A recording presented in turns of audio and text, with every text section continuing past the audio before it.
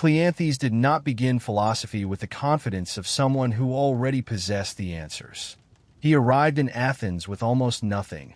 What he had was a body trained through physical labor, a mind hungry for understanding, and a determination so unusual that it would eventually make him one of the central figures in the development of Stoicism. His story matters because Cleanthes represents something different from the brilliant intellectual who discovers an idea and immediately attracts an audience. He represents endurance. He represents the slow construction of character. And perhaps more than any other early Stoic, he lived the philosophy before he had the words to explain it. He was born around 330 BCE in Assos, in Asia Minor. Ancient sources tell us that before becoming a philosopher he worked as an athlete, and later, after arriving in Athens, supported himself through manual labor. He carried water. He worked through the night. He lived with extraordinary simplicity. While other philosophers could devote themselves almost entirely to study because they possessed wealth or social connections, Cleanthes had to earn the time in which he could learn. This detail is not merely an interesting piece of biography. It helps explain the character of his philosophy. Cleanthes was not fascinated by the question of how to become comfortable. He was fascinated by how a human being could become worthy of the life they had been given. And this question would eventually lead him toward the Stoic school founded by Zeno of Citium. Athens at the time was filled with competing philosophical traditions. The city had already been transformed by generations of thinkers who had asked what happiness meant, what knowledge was possible, whether the gods existed, how politics should be organized, and what kind of life was worth living. But Cleanthes was not satisfied with collecting theories. He wanted a philosophy that could survive hardship. That distinction became central to his life. Imagine spending your nights working simply so that you can spend your days studying. Imagine living without comfort while listening to wealthy students discuss the nature of virtue. Imagine being surrounded by people who can afford books, teachers, leisure, and social status while you have to struggle merely to remain fed. For many people, such circumstances would produce resentment. Cleanthes seems to have responded differently. He treated difficulty as training. The harder the circumstances became, the more determined he became to master himself. Eventually, he became a student of Zeno, and something remarkable happened. The man who had once carried water became one of the most devoted disciples in the Stoic school. He did not simply repeat Zeno's teachings. He absorbed their central demand, live according to nature. That phrase sounds simple, but Cleanthes understood that it contained an entire way of life. To live according to nature did not mean following every instinct. Human beings have instincts for pleasure, possession, comfort, competition, and self-preservation. If every instinct were automatically wise, there would be no need for philosophy. Instead, Cleanthes believed that human beings possess a rational capacity that allows them to understand their place within a larger order. The universe is not merely a collection of unrelated events. It has structure, it has order, it has a rational principle, and the human task is not to fight that order at every moment because reality fails to match our preferences. The task is to align ourselves with it. This idea becomes much more powerful when we consider the life Cleanthes himself lived. He could not control whether he was born wealthy. He could not control the social position into which he entered. He could not control the hardships of physical labor. He could not control the opinions of others. But he could decide how he responded. He could study. He could endure. He could discipline himself. He could continue searching for wisdom. And gradually, his external circumstances became less important than the character he was building within them. This is one of the deepest ideas running through early Stoicism. A person's worth cannot be measured simply by what happens to them. Two people may experience poverty. One becomes bitter. The other becomes generous. Two people may experience criticism. One becomes vindictive. The other becomes reflective. Two people may lose status. One collapses because identity depended upon recognition. The other continues living with dignity because character was never dependent upon applause. The circumstances are similar. The human response is different. Cleanthes' life became an example of this distinction. He was eventually chosen to succeed Zeno as head of the Stoic school, probably around 262 BCE. But even after rising to this position, the stories surrounding him continued to emphasize his extraordinary frugality and endurance. He did not suddenly transform into the kind of philosopher who believed that wisdom entitled him to luxury. The simplicity remained, and perhaps that is what made his teaching persuasive. He was not asking other people to tolerate hardships that he himself avoided. He had already spent years learning how little a person actually needs in order to live with purpose. This does not mean Cleanthes believed poverty was inherently virtuous. The Stoics did not teach that deprivation is automatically good. Their deeper claim was that external conditions do not determine whether a person possesses virtue. Wealth can be used well. Poverty can be endured well. Fame can be handled wisely. Obscurity can be handled wisely. Health can be appreciated. Illness can be faced with courage. The important question is always what kind of character emerges in response. Cleanthes' philosophy therefore begins with a kind of humility. Human beings are not the center of existence. We are parts of something much larger. The sun does not rise for our convenience. The seasons do not change according to our wishes. Nature does not ask whether we approve of aging. The universe does not reorganize itself because one person has suffered an unfair loss. Yet human beings constantly behave as though reality should be arranged around personal preference. Cleanthes wanted to reverse that attitude. Instead of asking why the universe does not obey us, we should ask how we can understand our place within it. This became one of the most beautiful expressions of his philosophy in the famous hymn to Zeus. There, Zeus represents the rational ordering principle of the cosmos. Cleanthes addresses the divine not merely as a distant ruler, but as the intelligence woven throughout nature. Human beings, he suggests, often resist this order because they want things to happen according to their private desires. But resistance does not change reality. It only creates inner conflict. The wise person learns to cooperate with what cannot be avoided. This is not the same as saying that everything that happens is pleasant. Cleanthes knew that life contains pain.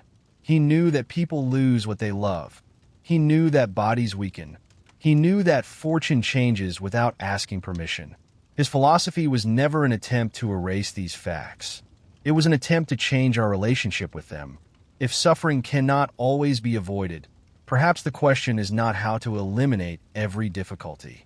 Perhaps it is how to meet difficulty without becoming smaller because of it. This is where Cleanthes becomes especially important within Stoicism. Zeno established the school. Chrysippus would later give its doctrines enormous logical sophistication. But Cleanthes preserved something deeply human at the heart of the tradition: devotion, patience, reverence, the willingness to continue. He showed that philosophy does not become meaningful when we can explain it beautifully. It becomes meaningful when our lives begin to resemble what we claim to believe. And Cleanthes had spent decades doing exactly that. He carried water. He worked. He studied. He endured. He taught. He eventually led one of the most influential philosophical schools of the ancient world. Yet the basic discipline remained unchanged. Do the work. Accept reality. Train the mind. Live according to reason. And do not confuse a difficult life with a meaningless one. Because Cleanthes had discovered something that would become one of Stoicism's enduring truths. A life does not have to be easy to be good. It does not have to be admired to be valuable. And it does not have to unfold according to our plans in order to become worthy of being lived. Cleanthes' philosophy becomes much clearer when we understand what he meant by living according to nature. The phrase can sound almost peaceful on the surface, as though he were simply telling people to accept the natural world and stop resisting it. But for Cleanthes, it demanded something much more difficult. It required a person to understand that human beings are only one part of an enormous order, and that a good life depends upon bringing our own judgments and desires into harmony with that order. This idea began with his understanding of the cosmos. The Stoics did not see nature as a collection of dead objects randomly occupying space. They imagined a universe permeated by an intelligent and organizing principle. The same rational order that governed the movement of the heavens also existed, in a smaller and more conscious form, within human beings. This meant that human reason was not something completely separate from nature. When a person reasons carefully, recognizes consequences, controls an impulse, or chooses justice over selfishness, they are participating in the rational structure of the universe itself. That gave Cleanthes' ethics an almost cosmic dimension. To live wisely was not merely to become personally successful. It was to become properly aligned with the world of which you were already a part. But this immediately created a difficult problem. Why do human beings resist nature so often? Why do we become angry when reality refuses our wishes? Why do we complain about circumstances that were never under our control? Why do we behave as though the universe has personally betrayed us whenever something goes wrong? Cleanthes believed the problem was not simply that people experience pain. The deeper problem was that people constantly demand that reality conform to private preference. We want the weather to cooperate. We want other people to behave exactly as we expect. We want our bodies to remain healthy. We want our careers to follow a predictable path.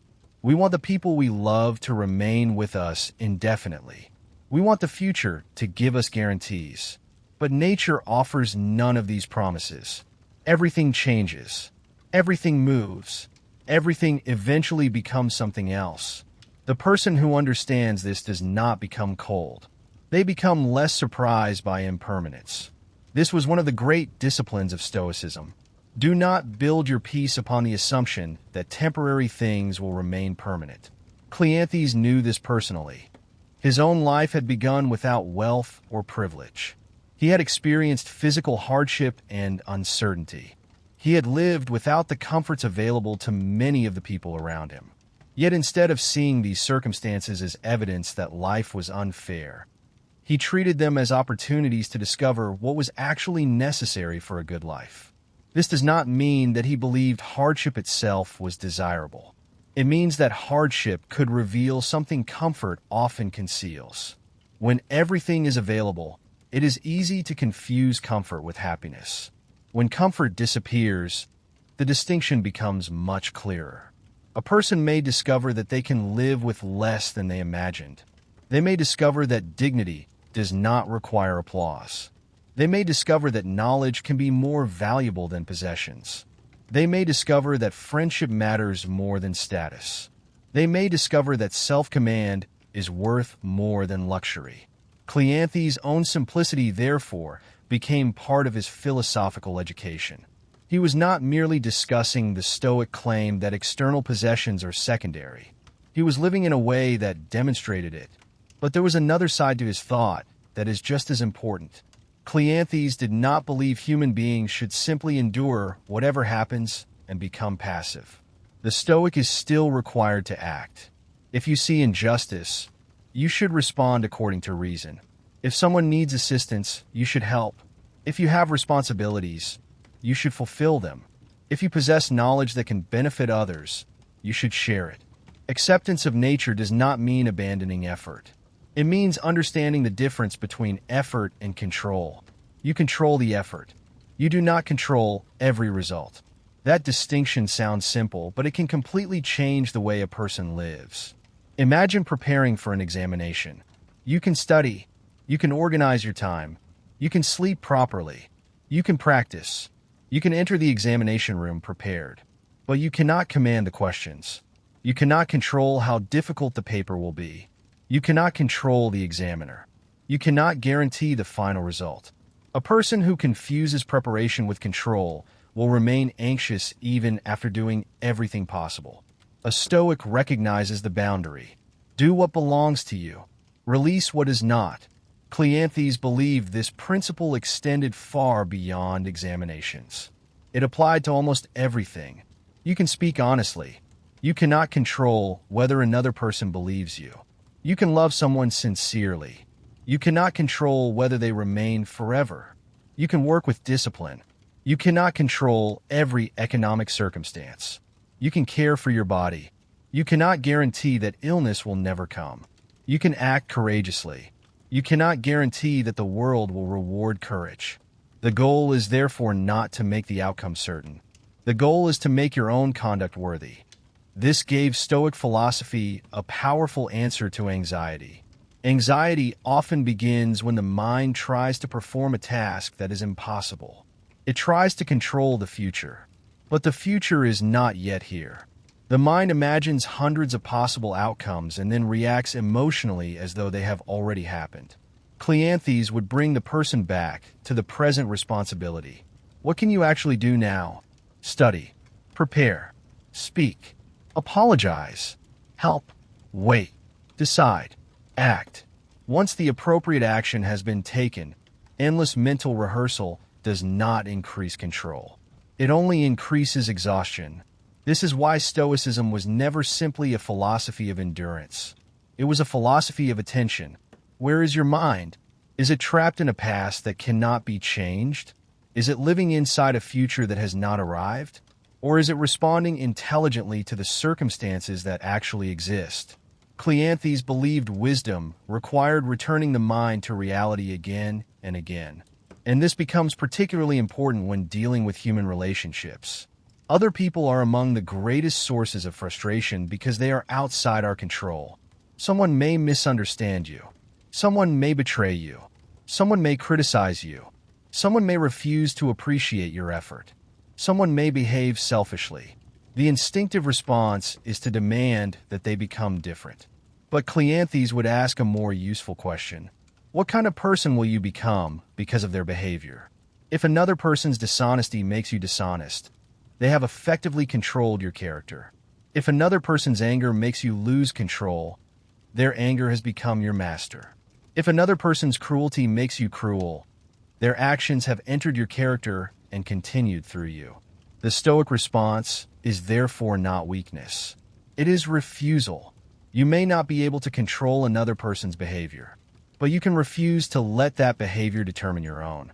This is where Cleanthes' emphasis on reason becomes deeply practical. Reason is not simply the ability to solve intellectual puzzles.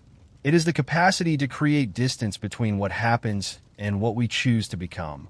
A person insults you. The first reaction may be anger. Reason asks what the anger is demanding. Revenge? Recognition? Control? Justice? Once the demand is understood, it can be examined. Does retaliation actually improve the situation? Will becoming cruel make the original injustice disappear? Does another person's opinion truly determine your worth? These questions create space, and within that space, freedom becomes possible. Cleanthes' philosophy also contained a strong sense of reverence. He believed the universe deserved something more than exploitation. Human beings constantly approach nature asking what it can give us. Food, resources, shelter, energy, comfort, profit.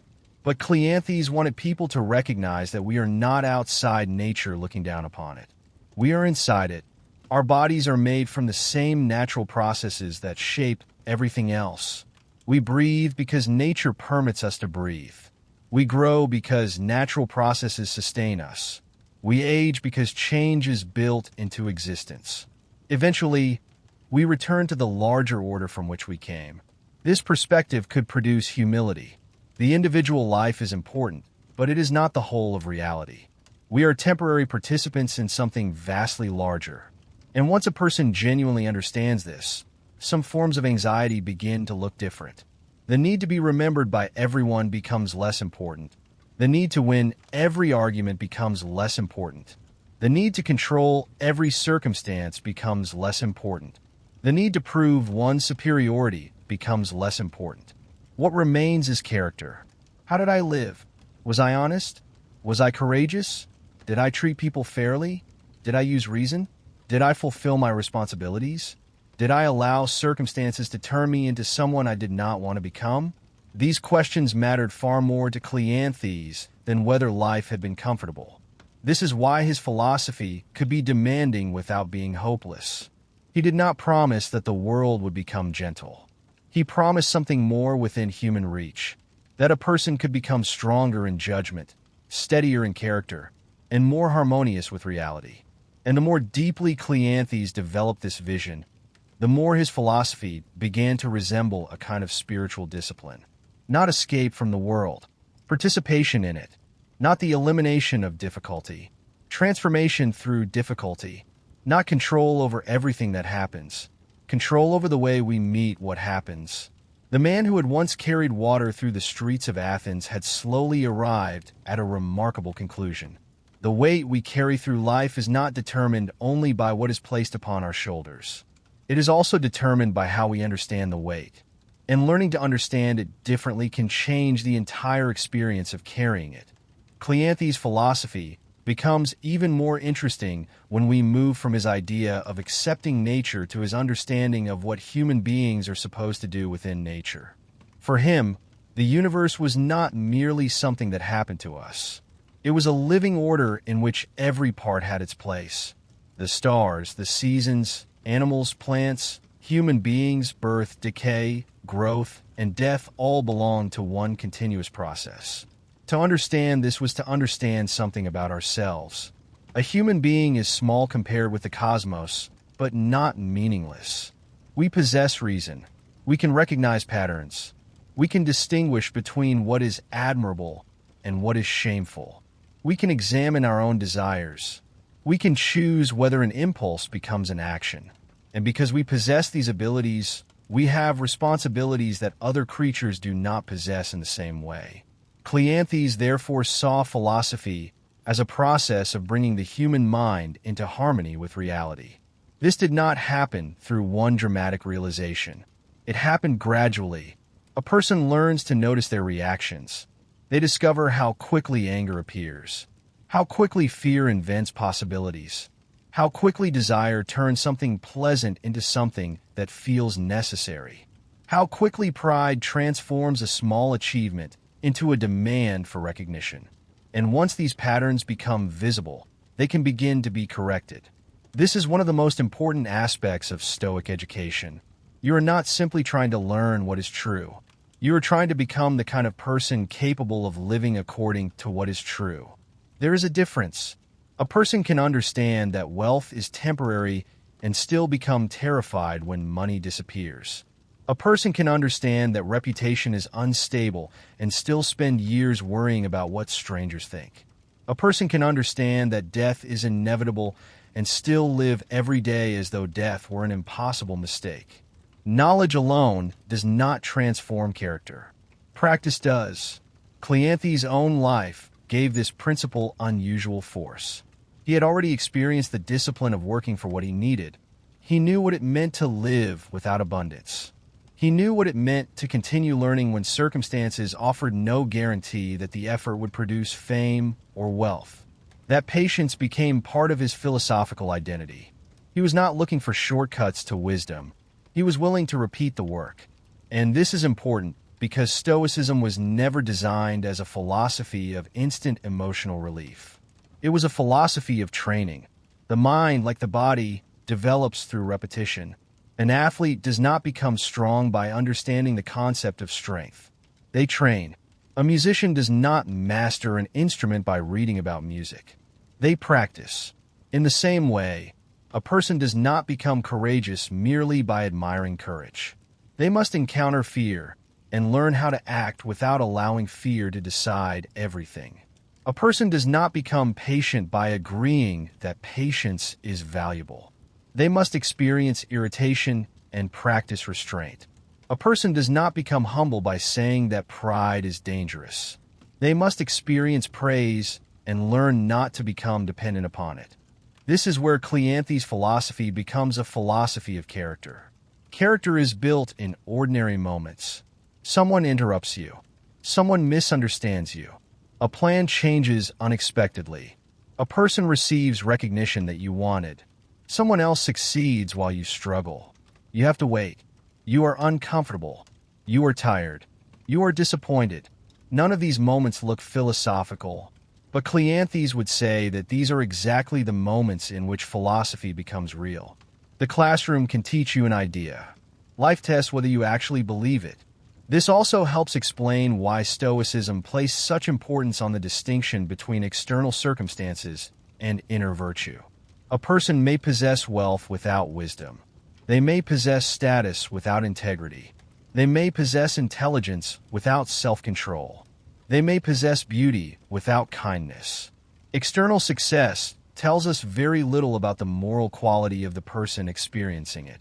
Likewise, external difficulty does not automatically reveal moral failure. Someone can be poor and honorable. Someone can be sick and courageous. Someone can be unknown and deeply valuable. Someone can lose everything and still refuse to become cruel. Cleanthes therefore shifted the center of value away from fortune and toward character. This was a radical psychological move. Most societies train people to measure themselves through comparison. Who has more? Who is more successful? Who is admired? Who has greater influence? Who possesses the better house, body, career, relationship, reputation? But comparison creates an endless hierarchy. There will always be someone richer, someone more famous, someone more attractive, someone more talented, someone more powerful. If your peace depends upon being above other people, peace becomes almost impossible. Cleanthes offered another standard. Do not ask whether you are superior to someone else. Ask whether you are becoming better than the person you were. That comparison is much more useful. Yesterday you reacted with anger. Today you paused. Yesterday you allowed criticism to control you. Today you examined it.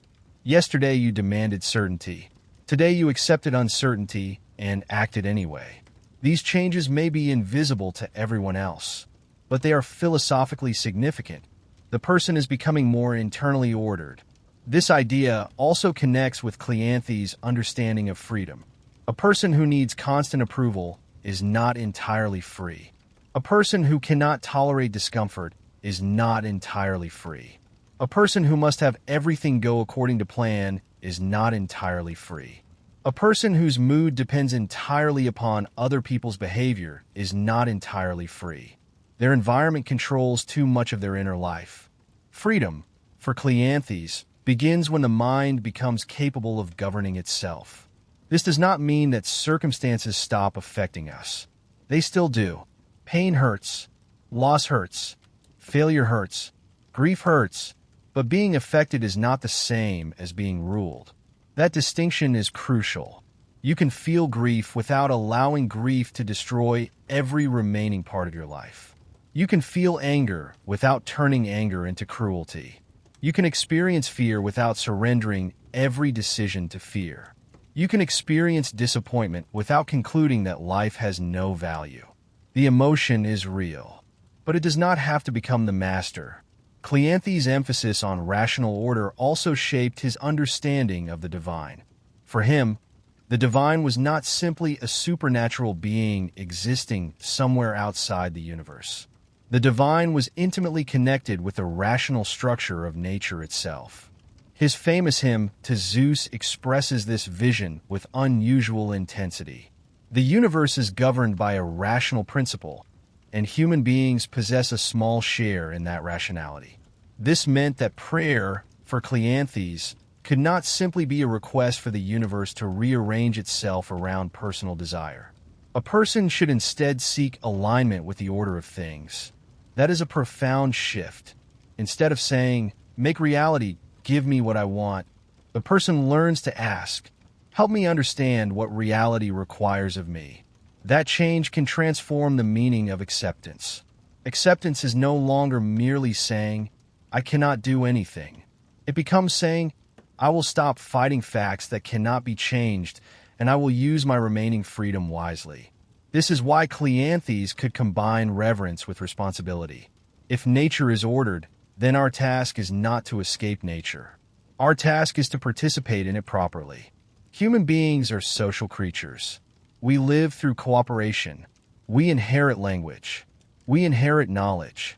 We depend upon people we may never meet. The clothes we wear, the food we eat, the buildings around us, and the ideas we use to understand the world all depend upon countless human beings. A life lived entirely for oneself is therefore contrary to our actual condition. Cleanthes' Stoicism encouraged responsibility toward the larger human community. The wise person does not simply ask, "How can I remain comfortable?" They ask, "What is my role? What do I owe to other people? What kind of conduct strengthens the community rather than weakening it?" This is another reason Stoicism cannot fairly be reduced to the modern idea of simply keeping your emotions under control. Its purpose was ethical. Self-control was valuable because it allowed a person to become more capable of justice. If anger controls you, you become easier to manipulate. If greed controls you, you become willing to harm others. If vanity controls you, you become dependent upon applause. If fear controls you, you may abandon your principles when pressure arrives. But if reason governs you, you become more capable of fulfilling your responsibilities. You can remain fair when angry. You can remain honest when dishonesty would benefit you. You can remain courageous when fear tells you to retreat. You can remain generous when selfishness would be easier.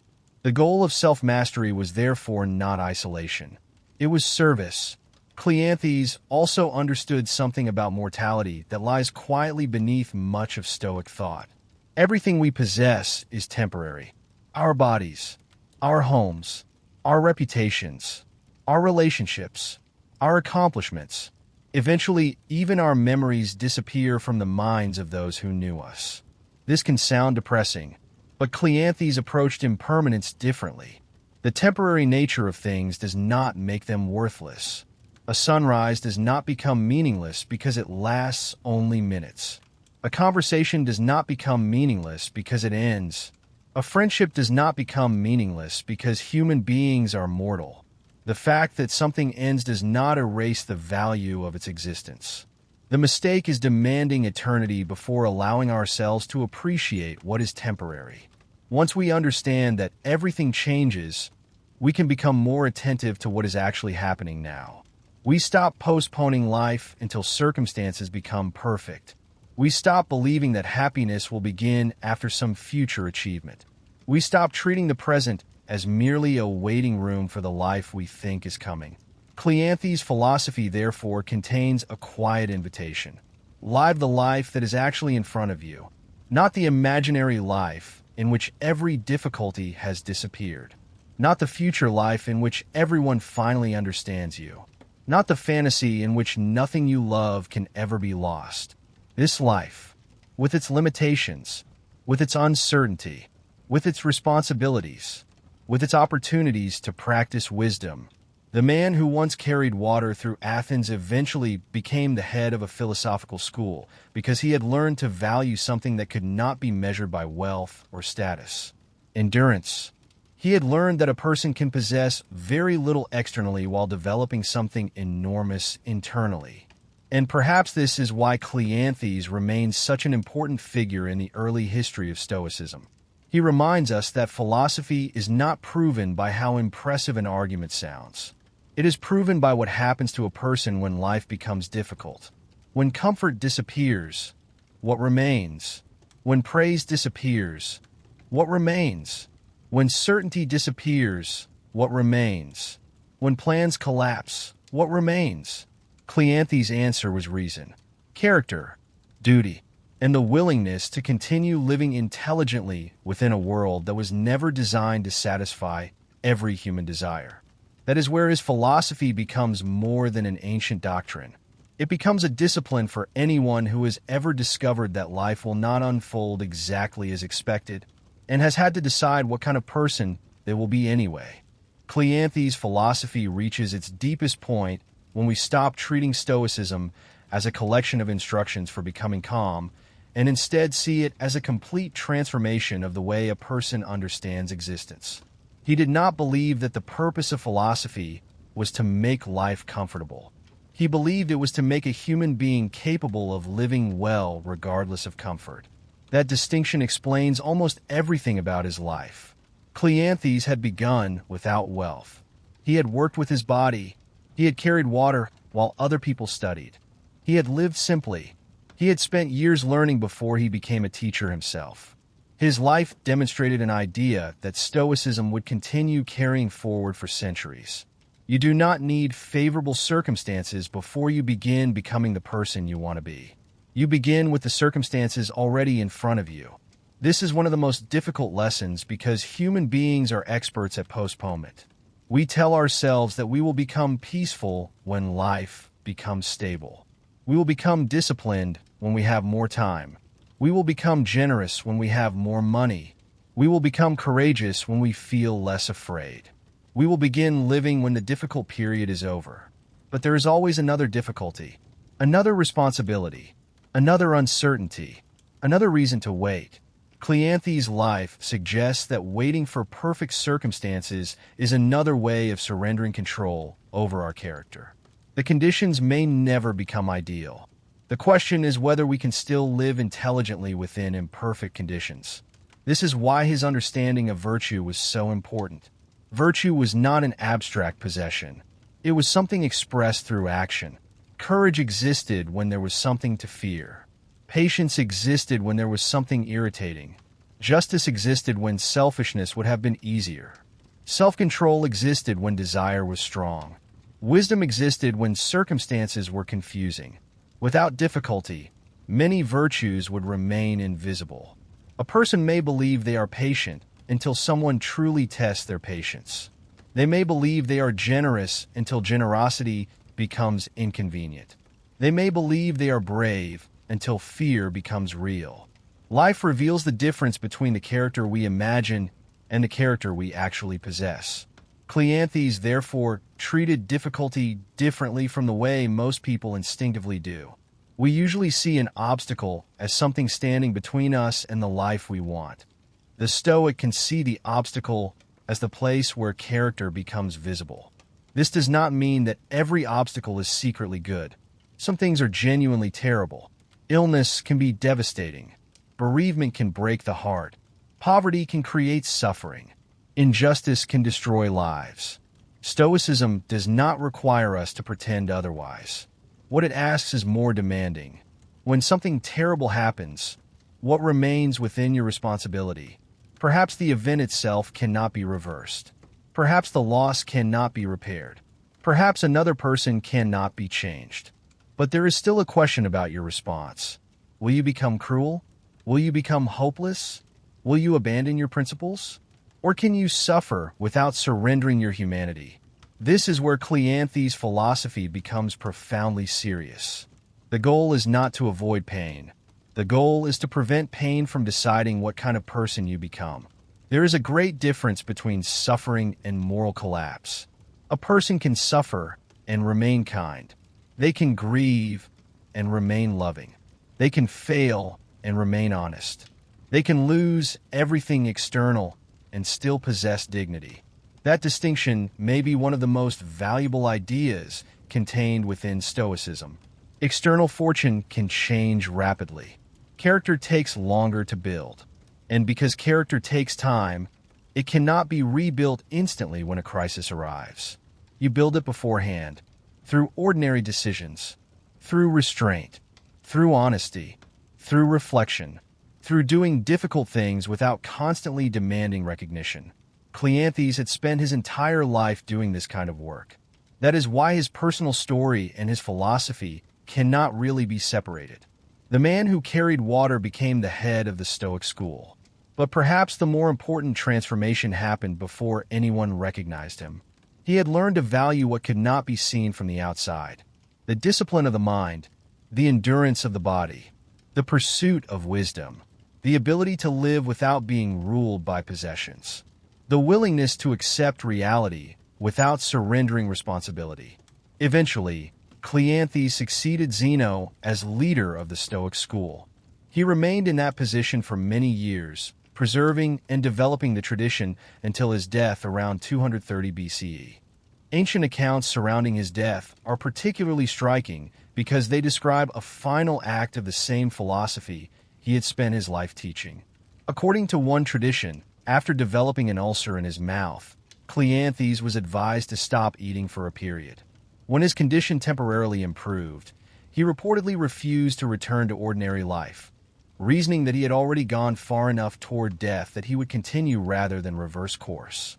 Whether every detail of the story is historically reliable is difficult to establish, but its preservation tells us something about how later generations understood him.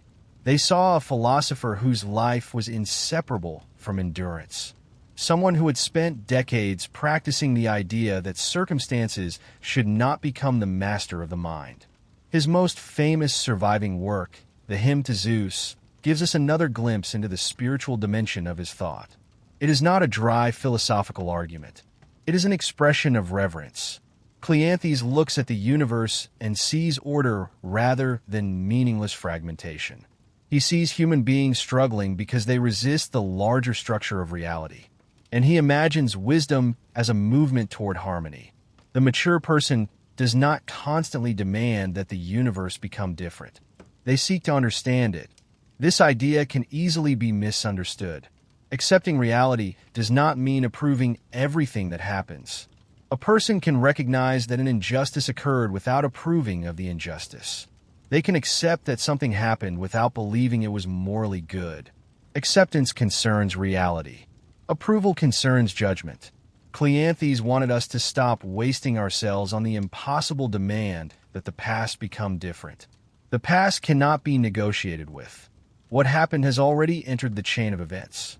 But what happens next is partly shaped by what we do now. This is why Stoicism can be both accepting and active. The Stoic accepts the fact, then acts within the fact. If the door is closed, look for another entrance. If someone has wronged you, decide what justice requires. If you have failed, learn what the failure reveals. If you have lost someone, grieve them without believing that love itself was a mistake. If circumstances have become difficult, ask what remains possible. The question is always brought back to action. What can be done now? That question prevents acceptance from becoming passivity. It also prevents ambition from becoming obsession. You can pursue something intensely while understanding that success is not guaranteed. You can give everything you have to a task without believing the universe owes you the result. You can love someone completely without pretending that you own their future. You can build something meaningful without requiring that it last forever. This is perhaps the balance Cleanthes wanted human beings to discover. Effort without attachment to guaranteed outcomes. Love without possession. Responsibility without the illusion of total control. Reverence without superstition. Discipline without hatred of oneself. Acceptance without surrender. These are difficult balances, but they form a remarkably mature vision of human life. Cleanthes also reminds us that philosophy does not belong only to people with comfortable lives. In fact, the history of philosophy becomes more interesting when we remember that some of its most important questions were asked by people who were not protected from hardship. Cleanthes had to work for his education. He had to endure conditions that could have made philosophy seem like a luxury. Instead, philosophy became the framework through which he understood his circumstances. This makes his story particularly powerful. A philosophy is tested not when everything agrees with it. It is tested when reality challenges it.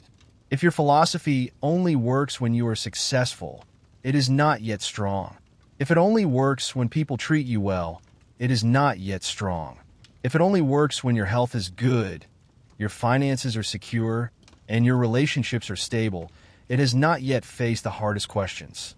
Cleanthes' Stoicism was designed for precisely those questions. What remains when comfort disappears? What remains when recognition disappears? What remains when certainty disappears? What remains when the future becomes impossible to predict? His answer was not that nothing matters. His answer was that the things most worth protecting are often the things external circumstances cannot directly take away. Reason, integrity, courage, justice, self-command, the capacity to choose one's response. These become the inner possessions of the Stoic. And unlike wealth, they do not become less valuable simply because someone else possesses more of them. You cannot lose courage because another person is more courageous. You cannot become less honest because someone else is more successful. You do not need to defeat another person to possess wisdom. The good life therefore stops being a competition for external superiority. It becomes a discipline of internal development. This may be one of the most important lessons Cleanthes can offer a modern person. We live in a world of constant comparison. Everywhere we look, someone appears more successful. Someone has a better career, a better body, a better relationship, a larger audience, a more impressive life. The mind becomes exhausted trying to measure itself against an endless stream of other people. Cleanthes would return us to a quieter question. Are you becoming more capable of governing yourself? Are you more patient than you were? More honest? More courageous? More useful to others? More capable of accepting what you cannot change? More capable of acting wisely when circumstances become difficult? Those questions cannot be answered by a number on a screen. They require a life. And that is ultimately where Cleanthes leaves us. Not with a promise that life will become easier. Not with the fantasy that suffering can be eliminated. Not with an instruction to stop caring. Instead, he offers a different vision of strength. Strength is not having a life in which nothing goes wrong. Strength is developing a character that does not collapse every time something goes wrong. The universe remains larger than us. Nature continues changing. People remain unpredictable. Fortune continues moving between abundance and loss. Time continues carrying everything forward. We cannot stop any of it, but we can decide whether we will meet it with resentment or understanding, with panic or reason, with selfishness or responsibility, with surrender or courage. Cleanthes spent his life choosing the latter. He began with little. He worked. He studied. He endured. He followed Zeno. He became the guardian of the Stoic tradition. And through that long journey, he embodied the very principle he taught. A person does not need to control the world in order to live with dignity within it. Perhaps that is why his philosophy still speaks quietly across the centuries. Because sooner or later, every human being discovers the same uncomfortable truth. Life will not give us everything we want. Some things will leave. Some plans will fail. Some questions will remain unanswered. Some wounds will never completely disappear. And when that happens, the most important question is no longer whether we can force life to become different. It is whether we can remain ourselves while life changes around us. For Cleanthes, that was the work: to understand nature, to discipline desire, to govern the mind, to fulfill one's responsibilities, to accept what cannot be changed, and above everything else, to become the kind of person who can meet an uncertain world without surrendering reason, dignity, or goodness. The world does not need to become perfect before a human being can live well. The circumstances do not have to become easy. The future does not have to become certain. The path simply has to be walked with wisdom. And perhaps the quietest lesson of Cleanthes is also the hardest one. You may not be able to choose the world that receives you, but you can spend your life choosing the person who meets it. Cleanthes begins his philosophy from a difficult but deeply peaceful question. How should a human being live when the world is far greater than anything one person can control? For Cleanthes, the answer begins with nature. Human beings often imagine themselves as separate from the world around them. We make plans, form ambitions, become attached to particular outcomes, and then become frustrated when reality refuses to follow our wishes. Cleanthes asks us to look at existence differently. We are not visitors standing outside nature. We are part of it. The seasons change without asking permission. Plants grow according to their own conditions. Animals follow the patterns of their lives. The stars continue moving whether anyone notices them or not. Human beings also belong to this larger order. Our lives are brief and limited, yet we possess something remarkable within that limitation: the ability to understand, reflect, and choose how we will respond. This ability gives human life its distinctive responsibility. We cannot control everything that happens, but we can learn to bring our own choices into greater harmony with reality. Instead of constantly asking why the world is not arranged according to our preferences, we can begin asking what kind of person we should become within the world that actually exists. Cleanthes therefore places great importance on living according to nature. This phrase can easily be misunderstood. He is not telling people to abandon civilization and return to a primitive existence. He means that human beings should understand their own nature as rational and social creatures and live in a way that respects those capacities. We have desires, but we also have reason. We experience pleasure and pain, but we can examine our reactions to them. We have private interests, but we also depend upon other people. A good human life must therefore bring these parts together rather than allowing any single impulse to dominate everything else. For Cleanthes, reason is not simply the ability to solve intellectual problems. It is the capacity to understand the larger order of life and place our personal desires within it. A person may want something very strongly and still recognize that wanting it does not mean the universe owes it to them. This becomes especially important when life brings disappointment. We may work honestly and still fail. We may care deeply for someone and still lose them. We may prepare carefully and still encounter circumstances we could never have predicted. Cleanthes does not promise that philosophy will remove the pain of such experiences. Instead, he asks us to develop a relationship with reality that does not depend upon getting everything we want. Acceptance, in this sense, is not weakness. It is the beginning of wisdom. When a person refuses to accept what has already happened, they remain trapped in an argument with reality. They replay the past, imagining different outcomes, wishing that circumstances had obeyed their desires. But the past cannot be negotiated with. Once something has happened, the useful question is no longer whether it should have happened. The useful question is what should be done now. This attitude is closely connected to Cleanthes' understanding of fate. The Stoics believed that events belong to a larger chain of causes. Human beings do not see the whole chain. We see only a small section of it. Something that appears disastrous from one narrow perspective may have consequences we cannot yet understand. This does not mean every painful event is secretly pleasant, or that suffering should simply be called good. Cleanthes is not asking us to play with words. He is asking us to recognize the limits of our perspective. We do not possess enough knowledge to judge the entire structure of reality from the position of one individual life. Humility, therefore, becomes essential. The wise person recognizes that their view is partial. They know what they want, but they do not assume that what they want must be best for the whole. They understand their own concerns while remembering that countless other lives and causes exist beyond them. This larger perspective also shapes his understanding of God and nature.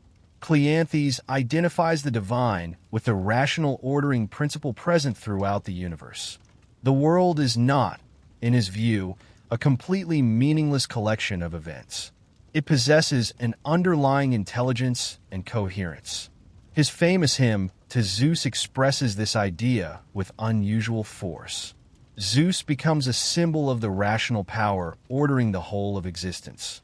Human beings may resist that order because they see only their immediate desires. Yet the wise person learns to recognize that individual life has meaning within a larger whole. The important point is not simply religious belief. It is the relationship between the individual and the universe. If reality is an ordered whole, then living well means learning to cooperate with that order rather than constantly fighting against it. Cleanthes therefore sees human arrogance as a major obstacle to wisdom. We naturally assume that our own perspective is central. When something goes wrong, we immediately ask why it happened to us. But nature does not revolve around one person's preferences. The universe existed before us and will continue after us. Recognizing this can be humbling, but it can also be liberating. We no longer have to carry the impossible responsibility of making the entire world conform to our wishes. Our responsibility becomes smaller and clearer. We must govern ourselves. We must use reason. We must treat others justly.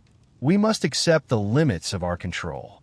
And we must learn to participate in the larger life of which we are already a part. Cleanthes' philosophy, therefore, does not ask us to become detached from existence. It asks us to become properly connected to it. The goal is not to stop caring about life, but to care in a way that is guided by understanding rather than possession. We can love people without pretending they belong to us. We can appreciate success without believing it makes us superior. We can enjoy comfort without believing comfort is necessary for happiness. We can experience difficulty without deciding that difficulty has made life meaningless. Everything becomes part of the larger discipline of living according to nature. And this is where Cleanthes begins to develop his own voice within Stoicism. The world may be vast, fate may be beyond our understanding, and individual life may be short. But none of this makes our choices meaningless. On the contrary, our limited position makes those choices more important. We cannot control the whole universe, but we can decide whether we meet it with resentment or understanding, whether we live selfishly or responsibly, whether we resist every change or learn how to move with reality. For Cleanthes, wisdom begins when a human being stops demanding that existence become smaller so that it can fit their wishes, and instead begins enlarging their own understanding until they can recognize their place within the whole. Cleanthes develops this idea by asking what happens when a person understands that they are only one small part of a much larger reality. The natural reaction is often frustration. We want our lives to follow a particular direction, and when circumstances interfere, we feel that something has gone wrong. But Cleanthes believes that much of this frustration comes from measuring reality against private expectation. A person expects a certain career, a certain relationship, a certain level of comfort, a certain future. When life takes another direction, they may spend years thinking about what should have happened. Cleanthes asks whether this habit actually helps. If the answer is no, then wisdom requires a change in attitude. We should still make plans and work toward worthwhile goals, but we should not treat our plans as commands that reality is required to obey. This is one of the practical meanings of living according to nature. Nature does not promise permanence. Everything changes. Bodies age, possessions disappear, circumstances shift, and relationships move through different stages. Trying to make temporary things permanent creates anxiety because the person is asking the world to do something the world never does. Cleanthes instead encourages a form of cooperation with change.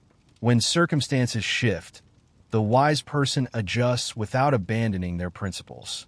They may have to change their plans, but they do not have to change what they believe is right. This distinction is important. Flexibility does not mean having no convictions. A person can remain committed to honesty while changing their plans. They can remain committed to justice while changing their methods. They can remain committed to friendship while accepting that a particular relationship has changed. The outer situation may move while the inner standard remains steady. For Cleanthes, this steadiness comes from understanding what truly belongs to human flourishing. Wealth can disappear. Reputation can change overnight. Physical strength declines with age. Political influence can vanish. None of these things is completely secure. A person who makes them the foundation of happiness is building on unstable ground. Character is different. Wisdom can become deeper with age. Justice does not depend upon wealth. Courage can exist in poverty as easily as in prosperity. A person can maintain dignity even when circumstances have stripped away almost everything that once gave them social importance. This is why Cleanthes gives such importance to virtue. Virtue is not simply a list of admirable qualities. It is a way of ordering the whole personality. Reason should guide desire. Justice should guide relationships. Courage should guide us through difficulty. Self-control should prevent temporary impulses from taking command. These qualities reinforce one another. Courage without wisdom can become reckless. Self-control without compassion can become harshness. Intelligence without justice can become manipulation. A good life requires these qualities to work together. Cleanthes also sees human beings as fundamentally social. We are born into relationships before we understand what relationships are. We depend upon parents, teachers, friends, neighbors, workers, and countless strangers whose names we may never know. Even the simplest parts of daily life depend upon cooperation. This makes selfishness difficult to defend philosophically. A person may imagine that they live entirely for themselves, yet almost everything they possess has been made possible by others. Language itself was inherited. Knowledge was inherited. Roads, buildings, tools, customs, and institutions were created by generations of people working together. To recognize this dependence should produce responsibility rather than resentment. If we benefit from a shared world, we also have obligations toward that world. We should contribute where we can. Justice, therefore, becomes a natural expression of reason. If other people are also parts of the same larger order, then their interests cannot simply be dismissed whenever they become inconvenient. We should not treat another person as worthless merely because they stand between us and something we desire. This does not mean that everyone will always behave well. Cleanthes understands that people can be selfish, dishonest, and cruel, but another person's failure does not remove our own responsibility. If someone behaves unjustly toward us, we still have to decide how we will respond. That decision is where philosophy becomes real. It is easy to speak about patience when nobody has offended us. It is easy to praise self-control when nothing is tempting us. It is easy to admire acceptance when life is going according to plan. The real test comes when circumstances become uncomfortable. Someone insults us. Someone disappoints us. A plan collapses. Something valuable is lost. A person we trusted behaves badly. In each situation, the first emotional response may be immediate. Cleanthes asks us not to confuse that first response with the final judgment. There is time to examine what happened and decide what response is worthy of the person we want to become. This does not require pretending that nothing matters. If someone causes harm, appropriate action may be necessary. If injustice occurs, it may need to be confronted. If someone needs protection, we should protect them. Stoic acceptance is not an excuse for passivity. The difference is that action should come from judgment rather than uncontrolled emotion. Anger can make retaliation feel necessary even when it accomplishes nothing. Fear can make a manageable problem appear impossible. Pride can prevent us from admitting a mistake. Desire can make a temporary pleasure seem worth sacrificing something far more important. Reason creates distance from these impulses. It allows us to see the situation before deciding what to do. This ability is part of what makes human beings different from creatures that simply follow immediate instinct. We can examine ourselves. We can notice that we are becoming angry and ask whether anger is helping us. We can recognize fear and ask whether the danger is real or exaggerated.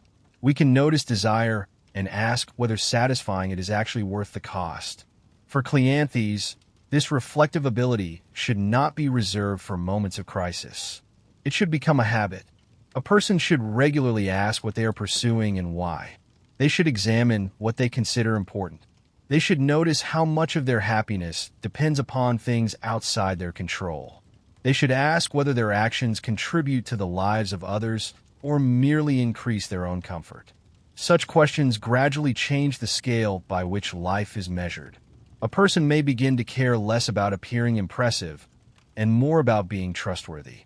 They may become less concerned with winning every argument and more concerned with understanding what is true. They may stop measuring success entirely by possessions and begin measuring it by the quality of their character. Cleanthes also offers a powerful lesson about gratitude. If everything is temporary, that does not make temporary things worthless. It makes them worthy of appreciation while they are present. A peaceful morning does not need to last forever to be peaceful.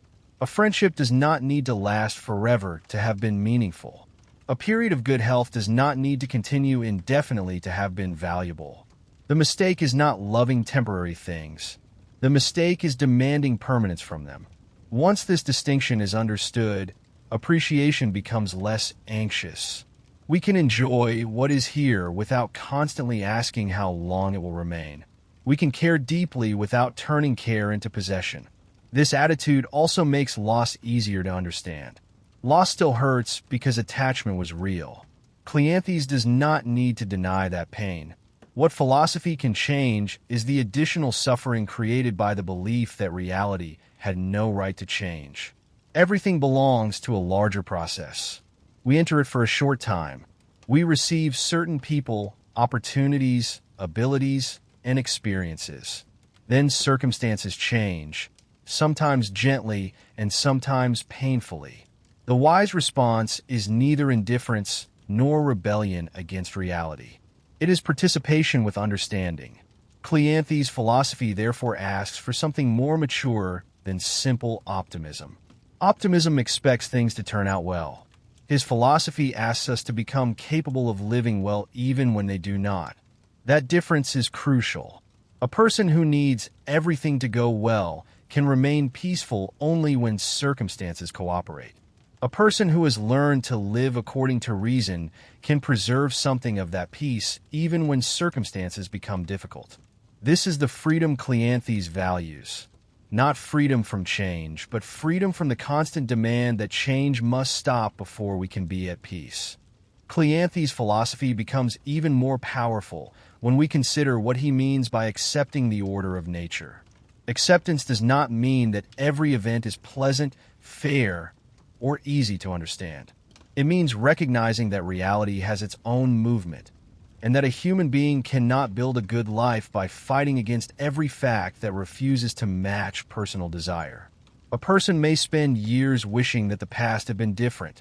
They may replay an argument, a missed opportunity, a failed decision, or a painful loss. The mind keeps returning to the same question: what if things had happened differently? But the past does not become different through repetition. The useful question is what can still be done with the life that remains. Cleanthes' philosophy therefore turns attention toward the present. The present is where judgment operates. It is where action is possible. Whatever happened yesterday may have shaped us, but it does not have to dictate every decision we make today. This gives responsibility a very practical meaning. We cannot choose everything that happens to us, but we can take responsibility for what we do next. If we made a mistake, we can learn from it.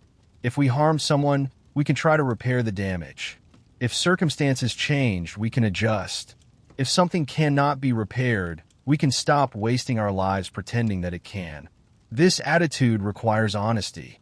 It is tempting to call every unwanted event unfair simply because we dislike it.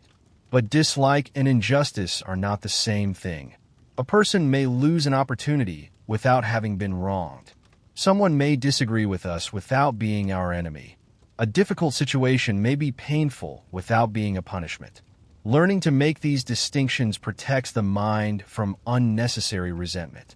Cleanthes also believes that human beings should learn to distinguish between what is genuinely valuable and what merely appears valuable. Wealth can make life easier, but wealth itself does not make someone wise. Reputation can open doors, but admiration does not make a person honorable. Physical strength can be useful, but strength does not guarantee courage. Comfort can be pleasant, but comfort does not create a good character. These things can be welcomed when they come, but they should not become the measure of a person's worth. Virtue has a different quality.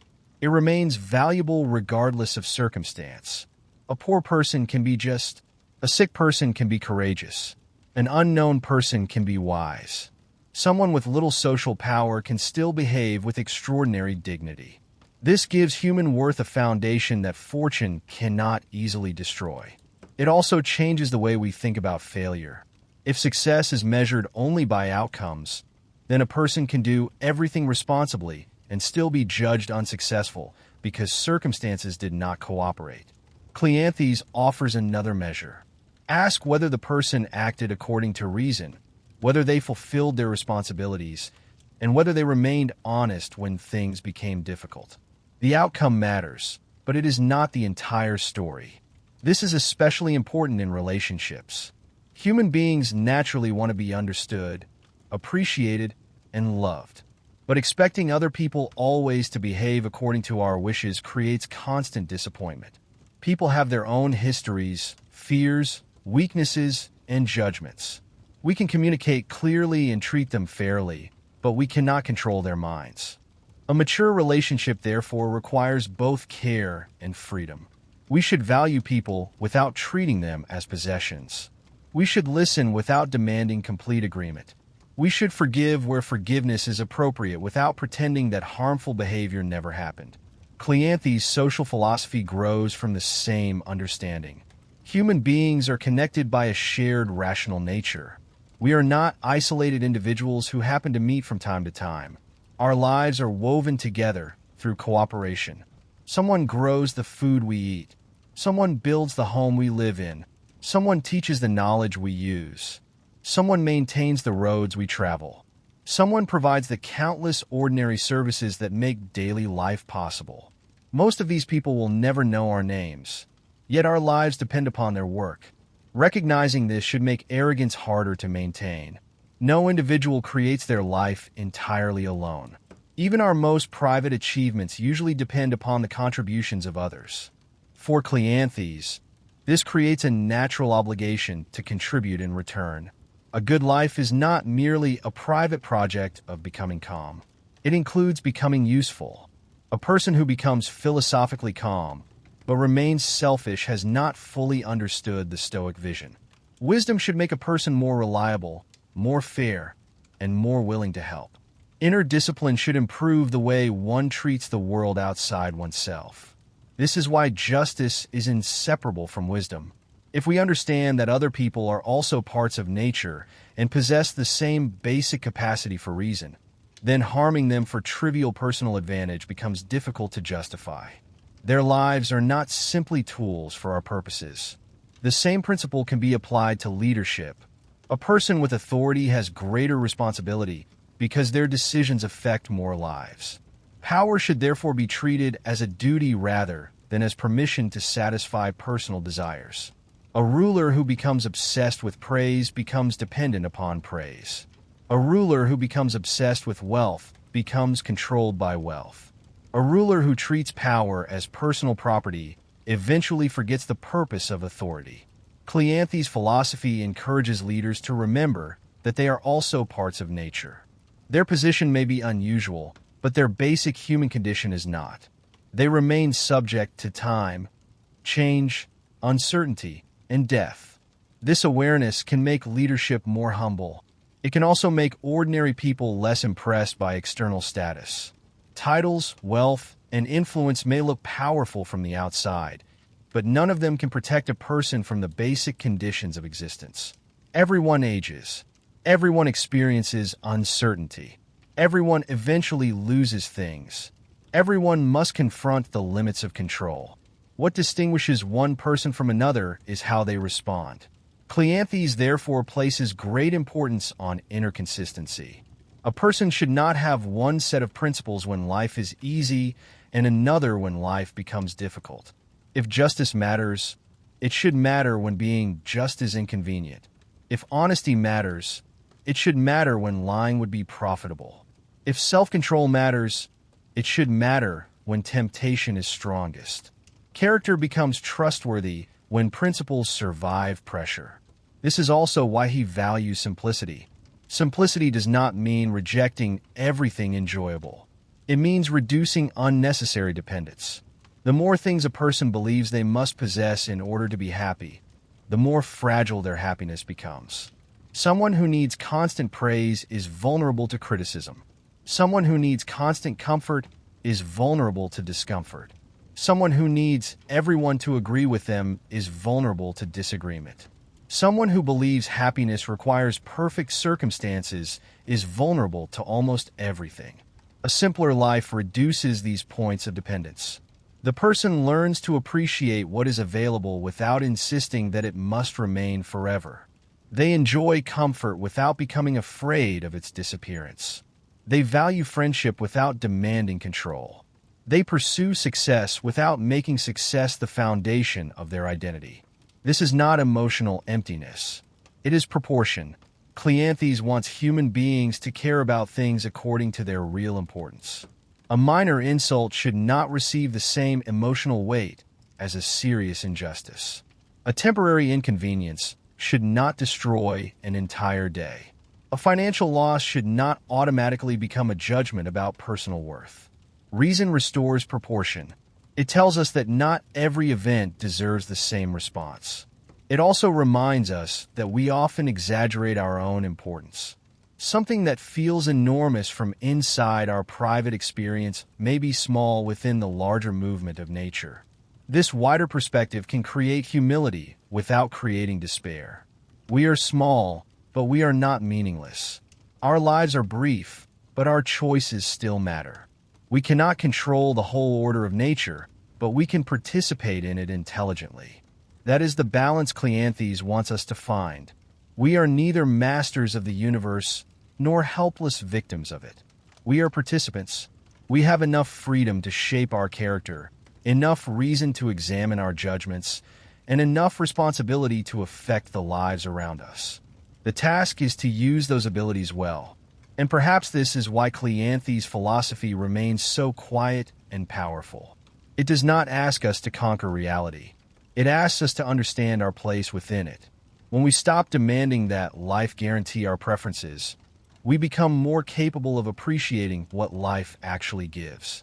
When we stop treating every disappointment as a personal injustice, we become more capable of responding intelligently. When we stop measuring ourselves entirely by external success, we become more capable of developing character. And when we understand that our lives are connected to the lives of others, philosophy stops being something we think about privately and becomes something we practice through the way we live. Cleanthes ultimately brings Stoic philosophy toward a quiet form of acceptance.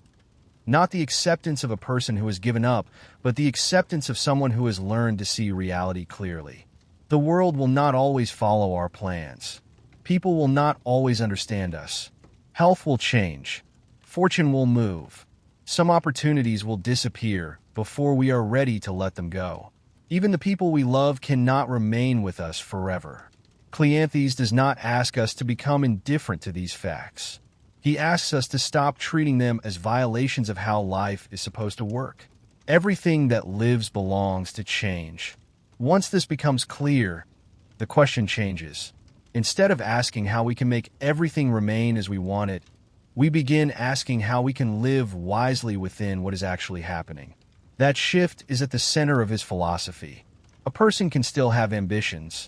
They can work hard, build something meaningful, care for their family, seek knowledge, and pursue worthwhile goals. Stoicism does not require abandoning effort. What it requires is understanding that effort and outcome are not the same thing. We control the work we put forward. We do not completely control what follows. This distinction protects a person from two opposite mistakes. The first is carelessness, believing that outcomes do not matter at all. The second is obsession, believing that our worth depends entirely upon achieving the outcome we wanted. Cleanthes offers a middle path. Act seriously. Care about what you are doing. Give your best judgment to the task. Then accept the result with enough humility to recognize that other causes were involved as well. This way of living requires courage because uncertainty never disappears. We can prepare carefully and still fail. We can act honestly and still be misunderstood. We can love someone deeply and still lose them. We can make good decisions and still encounter events that seem unfair. Philosophy cannot remove these facts. What it can do is prevent them from destroying everything else. A failure does not have to become hatred of oneself. A loss does not have to become hatred of life. An insult does not have to become hatred of another person. A disappointment does not have to become a permanent refusal to hope. The event can remain painful without being allowed to define the whole of existence. This is where Cleanthes' understanding of reason becomes deeply practical. Reason does not erase emotion. It gives emotion a place within a larger view. You may feel grief. You may feel fear. You may feel anger. You may feel disappointment. But you can still ask what should be done. That question keeps the mind moving. Instead of remaining trapped inside the first reaction, you begin to examine the situation. What actually happened? What part of it can be changed? What responsibility belongs to me? What belongs to circumstances? What response would allow me to remain faithful to my principles? These questions create room for wisdom. Cleanthes also reminds us that a person's character is revealed most clearly when circumstances become difficult. Anyone can appear calm when everything is going well. The deeper test comes when comfort disappears. Can you remain fair when you are angry?